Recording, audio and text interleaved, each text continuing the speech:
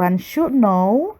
So skip the smoky eye and get back to basics. Number one is figure out which eye shape you have, so you can learn more about different shading techniques that work best for you. So there is a few shapes, eye shape. There is a monolith, double lid. Monolith is eyes without a divine crease. Double lid is eyes with a fold above the lash line visible when eyes are open. Hooded eyes. The lid and crease are not visible when eyes are open. The outer, for almond eyes, the outer corners and inner corners are approximately aligned with one another. Upturned eyes. The outer corners of the eyes are higher than the inner corners. And then downturned eyes. The outer corners of the eyes are lower than the inner corners. Then deep set eyes. The eyeballs are set back in the eye sockets. Protruding eyes. The eyeballs are set forward in the eye sockets. Close-set eyes. The inner corner of each eye is close to the bridge of the nose. And the last one is wide-set eyes. The inner corner of each eye is a view sham away from the bridge of the nose. And the second one, learn the lingo so you know which part of your eye is what. The third one is learn what all of your brushes are meant to do. If you're struggling with blending, make sure you get a good blending brush. One of the kind you can pick is the MAC 217. Is one of the most buzzed about, but there are plenty of less expensive options out there. Number 4, choose the eyeshadow formula that works best for what you want. Like cream eyeshadows work best as a base color for powder eyeshadow or for solid single color coverage. The loose eyeshadows are often where you find the most color pigment, but can be messy and tricky to work with. The pressed eyeshadows are the most common type of shadow because they blend easily without being too messy. And then number 5, don't skim on primer. Priming keeps your eyeshadow from creasing or falling off as your day goes on. If your primer is translucent, dusting a layer of light eyeshadow over it will help the colors look brighter and closer to what you see in the palette. And number 6, if you are looking to make colors seriously stand out, apply white liner before you apply eyeshadow. The steps are: line your upper lash line with the white pencil. Second step, apply the eyeshadow powder by stamping it directly on top of the white liner.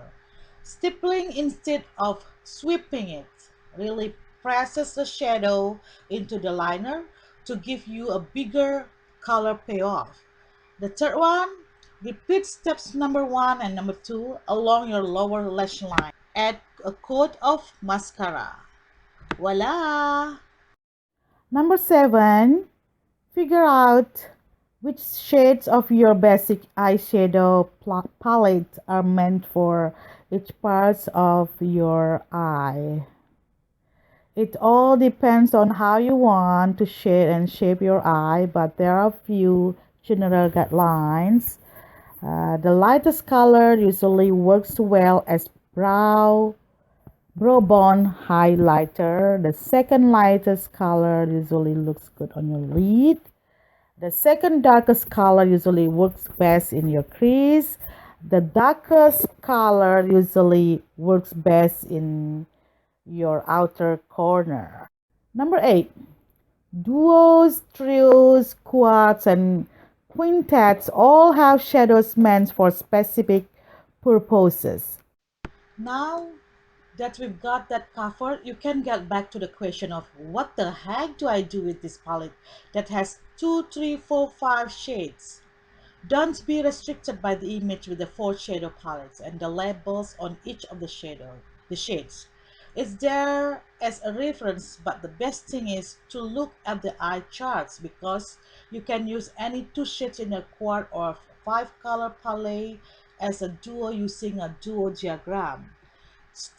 These are not rules, they're just basic guidelines for those who aren't too familiar with eye makeup yet. Number 9. Use small patting and dabbing motions to apply your all over shadow color.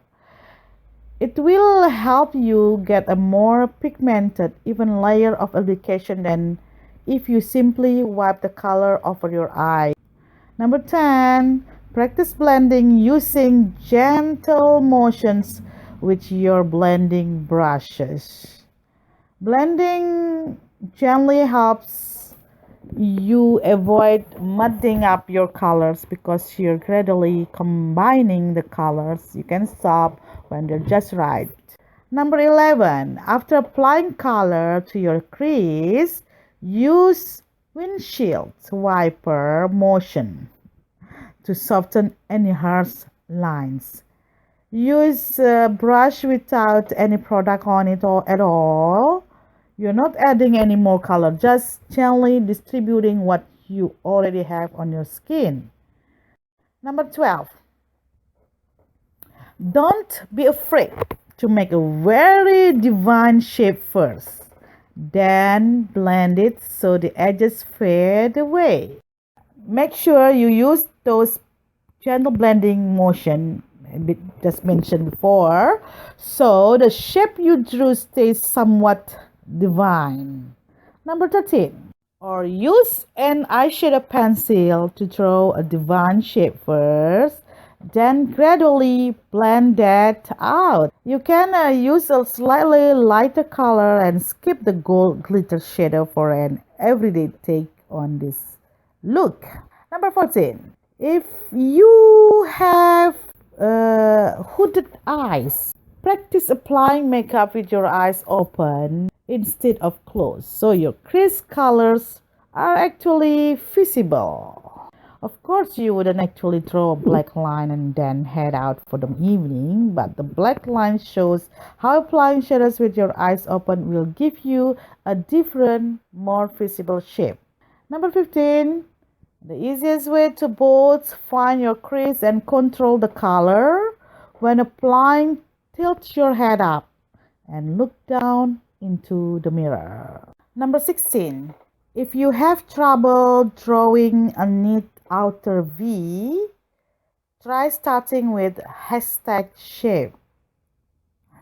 That is also in the new product, beauty product. There is small things for helping that outer V. You can use an eyeshadow pencil, eyeshadow on a stiffer bristle brush, or even eyeliner pencil to draw the hashtag. Then blend it out using a blending brush. If you use an eyeliner pencil and the brush isn't moving the product around enough, try gently blending with cotton swab instead. 17. Makeup fallout is inevitable, especially with darker shadows, but there are definitely ways to fix it. 4 ways to deal with makeup fallout. Do your eye makeup first before foundation and concealer. Master the drag powder trick. Tap colorless loose powder under eyes. And then apply eye makeup. And then brush off the fallout. Use the right tools. Sephora targets eye remover swabs, Anna Sui's makeup remover pen, Lit Spark L Duster. That's a few choices.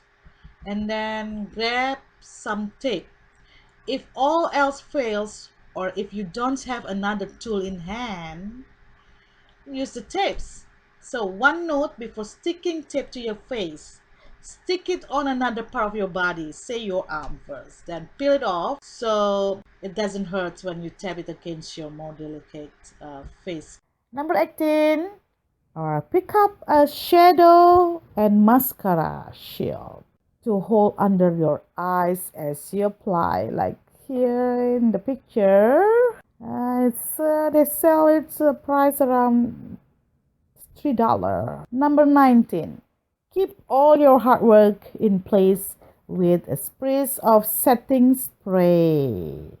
This is not a necessary step, but if your makeup doesn't look like it's still there at the end of the day, this can help. Just spritz before you apply mascara, so your mascara doesn't run. Um, so but don't feel bad if you don't master eyeshadow even after weeks of trial and error.